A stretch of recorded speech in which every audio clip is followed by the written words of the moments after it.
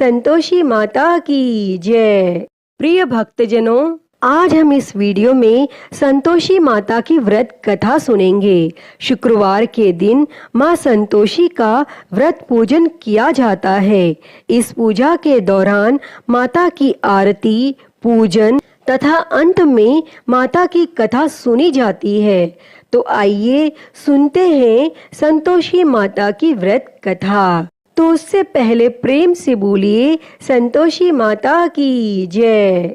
एक बुढ़िया थी, उसके 7 बेटे थे।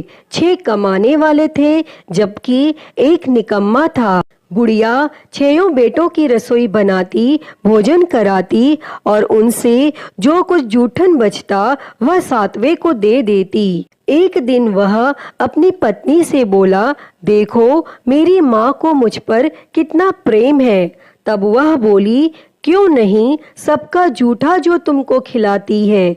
तब वह बोला, ऐसा नहीं हो सकता, मैं जब तक आंखों से न देख लूं नहीं मान सकता। तब बहू हंसकर बोली, देख लोगे तब तो मानोगे। और फिर कुछ दिनों बाद एक त्योहार आया। घर में 7 प्रकार के भोजन और चूरमे के लड्डू बने। तब वह जांचने को सिर दुखने का बहाना कर पतला वस्त्र सिर पर ओढ़े रसोई घर में सो गया। वह कपड़े में से सब देखता रहा। 6 भाई भोजन करने आए। उसने देखा माँ ने उनके लिए सुंदर आसन बिछा नाना प्रकार की रसोई परोसी और आग्रह करके उन्हें जिमाया, और यह सब वह देखता रहा। और जब 6 भाई भोजन करके उठे तब माँ ने उनकी जूठी थालियों में से लड्डू के टुकड़े उठाकर एक लड्डू बनाया और जूठन साफ कर बुढ़िया माँ ने उसे पुकारा, बेटा 6 भाई भोजन कर गए, अब तू ही बाकी है, उठ तू कब खाएगा। और वह कहने लगा, माँ मुझे भोजन नहीं करना, मैं अब परदेश जा रहा हूँ। माँ ने कहा, कल जाता हो तो आज चला जा। वह बोला, हाँ हाँ आज ही जा रहा हूँ। और यह कहकर वह घर से निकल गया। और चलते समय पत्नी की याद आ गई और वह गौशाला में उपले थाप रही थी। तब वहां जाकर वह बोला, हम जावे परदेश, आवेंगे कुछ काल, तुम रहियो संतोष से धर्म अपना पाल। तब वह बोली, जाओ पिया आनंद से रहो, हमारो सोच हटाए, राम भरोसे हम रहे, ईश्वर तुम्हें सहाय। 2 निशानी आपन देख धरू मैं धीर, सुधी मति हमारी बिसारियो, रखियो मन गंभीर। तब वह बोला, मेरे पास तो कुछ नहीं, यह अंगूठी है सो ले लो और अपनी कुछ निशानी मुझे दे दो। वह बोली, मेरे पास क्या है, यह गोबर भरा हाथ है। यह कहकर उसकी पीठ पर गोबर के हाथ की थाप मार दी और वह वहां से चल दिया। चलते चलते दूर देश पहुंचा और वहां पर एक साहूकार की दुकान थी। वहां जाकर वह कहने लगा, भाई मुझे नौकरी पर रख लो। तब साहूकार को भी जरूरत थी। वह बोला, रह जा। और तब उस लड़के ने पूछा, तनख्वाह क्या दोगे? साहूकार ने कहा, काम देखकर दाम मिलेंगे। तब उसे साहूकार की नौकरी मिली और वह सुबह 7 बजे से रात 10 बजे तक नौकरी करने लगा। और कुछ दिनों बाद दुकान का सारा लेन देन, हिसाब किताब, ग्राहकों को माल बेचना, सारा काम करने लगा। साहूकार के 7-8 नौकर थे, वे सब चक्कर खाने लगे। यह तो बहुत होशियार बन गया। तब सेठ ने भी इसका काम देखा और 3 महीने में ही उसे आधे मुनाफे का हिस्सेदार बना लिया और कुछ वर्ष में ही वह नामी सेठ बन गया और वह मालिक सारा कारोबार उस पर छोड़कर चला गया। और इधर उसकी पत्नी को सास ससुर दुख देने लगे। सारी गृहस्थी का काम करा के उसे लकड़ी लेने जंगल में भेजते। इस बीच घर के आटे से जो भूसी निकलती उसकी रोटी बनाकर रख दी जाती और फूटे नारियल की नारेली में पानी। एक दिन वह लकड़ी लेने जा रही थी। रास्ते में बहुत सी स्त्रियां संतोषी माता का व्रत करती दिखाई दी। वह वहां खड़ी होकर कथा सुनने लगी और पूछा कि बहनों, तुम किस देवता का व्रत करती हो और उसके करने से क्या फल मिलता है? यदि तुम इस व्रत का विधान मुझे समझा कर कहोगे तो मैं तुम्हारा बड़ा एहसान मानूंगी। तब उनमें से एक स्त्री बोली, सुनो, यह संतोषी माता का व्रत है। इसके करने से निर्धनता, दरिद्रता का नाश होता है और जो कुछ मन में कामना हो सब संतोषी माता की कृपा से पूरी होती है। तब उसने उससे व्रत की विधि पूछी। तब वह भक्तिन स्त्री बोली, 1.25 आने का गुड़ चना लेना, इच्छा हो तो 5.25 आने का लेना या 1.25 रुपए का भी सहूलियत के अनुसार लाना। बिना परेशानी और श्रद्धा वो प्रेम से जितना भी बन पड़े सब लेना। प्रत्येक शुक्रवार को निराहार रहकर कथा सुनना। इसके बीच क्रम टूटे नहीं, लगातार नियम पालन करना। सुनने वाला कोई ना मिले तो घी का दीपक जला के उसके आगे या फिर जल के पात्र को सामने रखकर कथा कहना। और जब कार्य सिद्ध ना हो तो नियम का पालन करना। कार्य सिद्ध हो जाने पर व्रत का उद्यापन करना। और 3 मास में माता फल पूरा करती हैं। यदि किसी के ग्रह खोटे भी हों तो भी माता वर्ष भर में कार्य सिद्ध करती हैं और फल सिद्ध होने पर उद्यापन करना चाहिए, बीच में नहीं। उद्यापन में 2.5 सेर आटे का खाजा तथा इसी परिणाम से खीर तथा चने का साग करना। 8 लड़कों को भोजन कराना।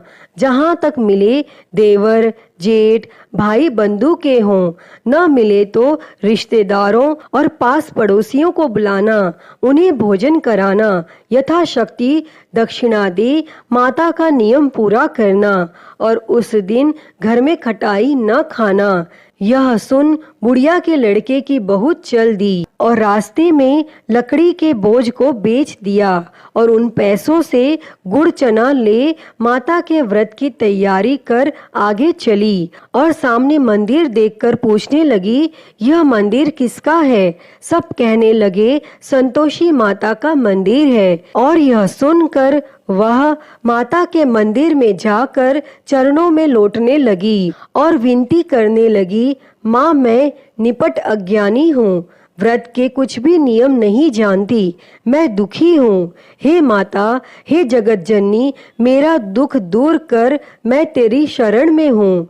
तब माता को दया आई और एक शुक्रवार बीता कि दूसरे को उसके पति का पत्र आया और तीसरे शुक्रवार को उसका भेजा हुआ पैसा आ पहुंचा। यह देख जेठ जेठानी मुंह सिकोड़ने लगी। लड़के ताने देने लगे। काकी के पास पत्र आने लगे, रुपया आने लगा। अब तो काकी की खातिर बढ़ेगी। बेचारी सरलता से कहती, भैया कागज आवे रुपया आवे, हम सब के लिए अच्छा है। ऐसा कहकर आंखों में आंसू भरकर मातेश्वरी के चरणों में गिरकर रोने लगी। माँ, मैंने तुमसे पैसा कब मांगा है? मुझे पैसे से क्या काम है? मुझे तो अपने सुहाग से काम है। मैं तो अपने स्वामी के दर्शन मांगती हूँ।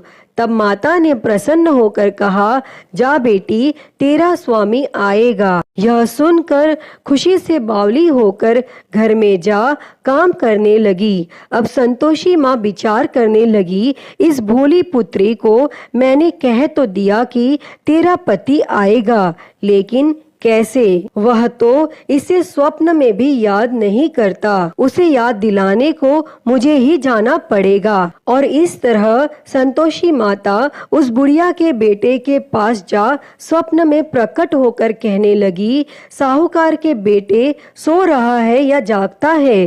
तब वह कहने लगा, माता, सोता भी नहीं जागता भी नहीं हूँ, कहो क्या आज्ञा है? माँ कहने लगी, तेरे घर बार कुछ है कि नहीं? वह बोला, मेरे पास सब कुछ है, माँ बाप है, बहू है, क्या कमी है? माँ बोली, भोले पुत्र, तेरी बहू घोर कष्ट उठा रही है। तेरे माँ बाप उसे परेशानी दे रहे हैं। वह तेरे लिए तरस रही है, तू उसकी सुध ले। तब वह बोला, हाँ माता, यह तो मालूम है, परंतु जाऊं तो कैसे? परदेश की बात है, लेन देन का कोई हिसाब नहीं, कोई जाने का रास्ता नहीं आता, कैसे चला जाऊं? तब संतोषी माँ कहने लगी, मेरी बात मान, सवेरे नहा धोकर संतोषी माता का नाम ले, घी का दीपक जला, दंडवत कर और दुकान पर जा बैठ। देखते देखते सारा लेन देन चुक जाएगा, जमा का माल बिक जाएगा, सांझ होते होते धन का भारी ढेर लग जाएगा। अब वह माता की बात मानकर अगले दिन नहा धोकर संतोषी माता को दंडवत, घी का दीपक जला, दुकान पर जा बैठा।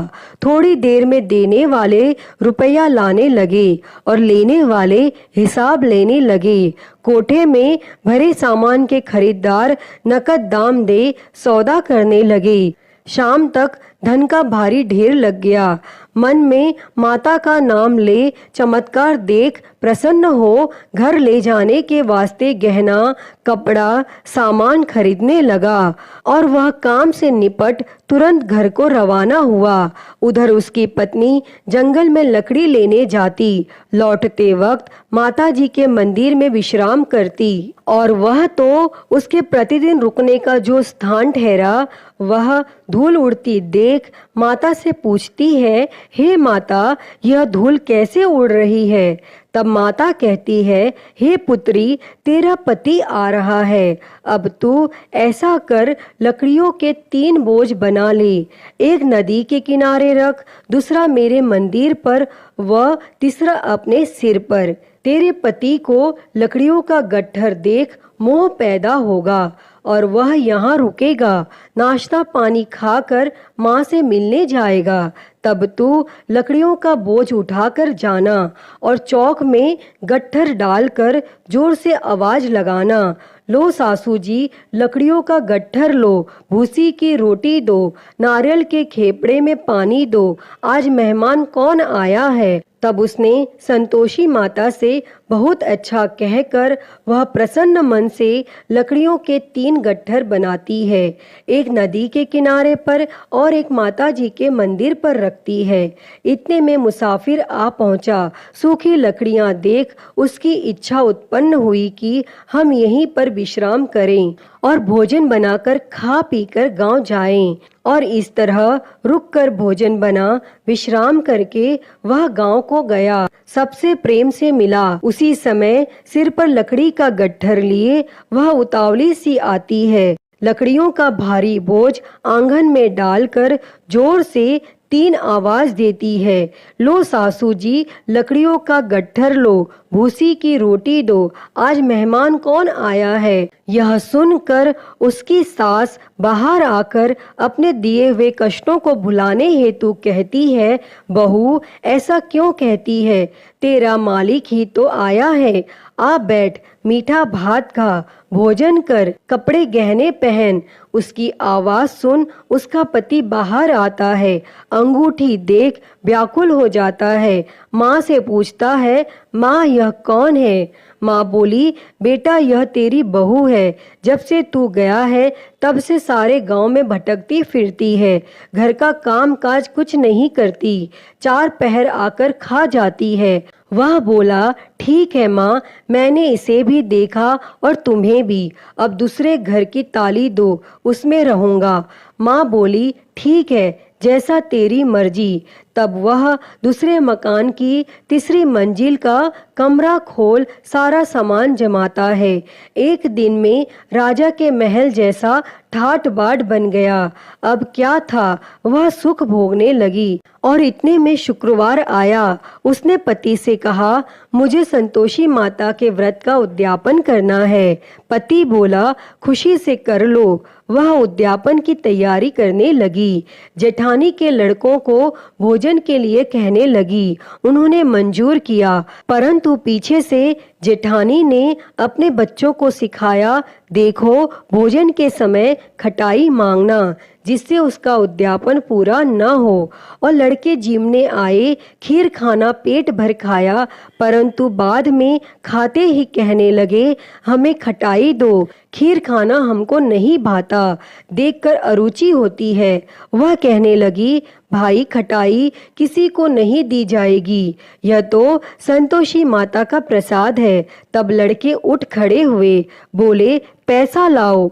भोली बहू कुछ जानती नहीं थी, उसने पैसे दे दिए। तब लड़के उसी समय हट करके इमली खटाई ले खाने लगे। यह देखकर बहू पर संतोषी माता ने कोप किया।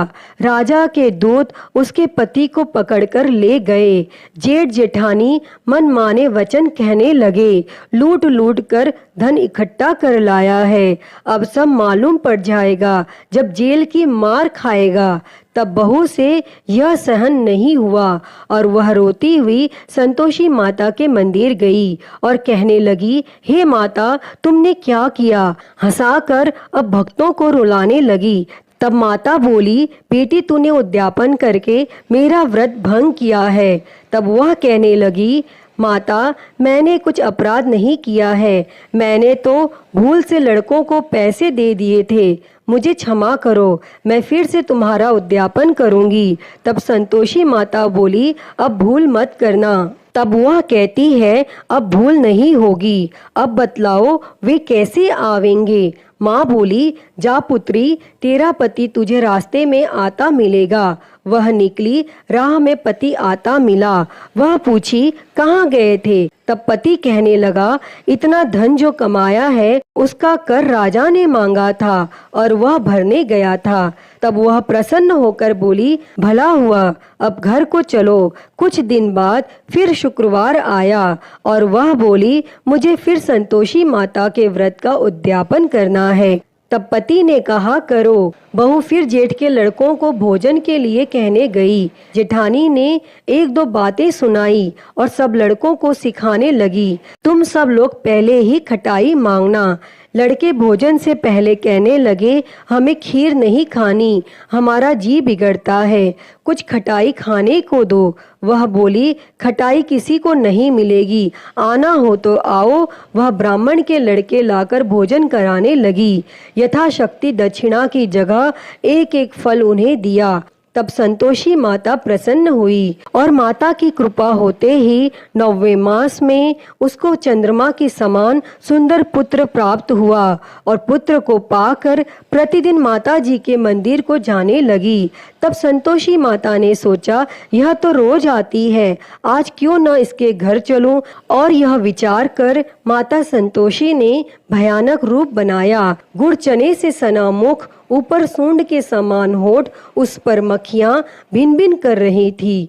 दहेली पर पैर रखते ही उसकी सास चिल्लाई, देखो रे, कोई चुड़ैल डाकिनी चली आ रही है, हे लड़कों इसे भगाओ, नहीं तो किसी को खा जाएगी। और तब लड़के भगाने लगे, चिल्लाकर खिड़की बंद करने लगे। बहू रोशनदान में से देख रही थी, प्रसन्नता से पगली बन चिल्लाने लगी, आज मेरी माता जी मेरे घर आई हैं। वह बच्चे को दूध पीने से हटाती है। इतने में सास का क्रोध फट पड़ा। वह बोली, क्या उतावली हुई है? बच्चे को पटक दिया और इतने में माँ के प्रताप से लड़के ही लड़के नजर आने लगी।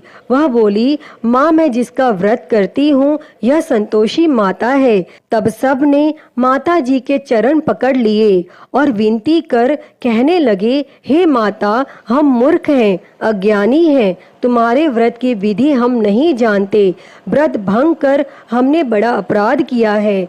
जगमाता, आप हमारा अपराध क्षमा करो। और फिर इस प्रकार संतोषी माता प्रसन्न हुई। हे माँ संतोषी, बहू पर प्रसन्न होकर बहू को जैसा फल दिया वैसा ही फल इस कथा को कहते, सुनते और हुंकारा भरते सबको देना, सबके मनोरथ को पूर्ण करना। तो प्रेम से बोलिए, संतोषी माता की जय।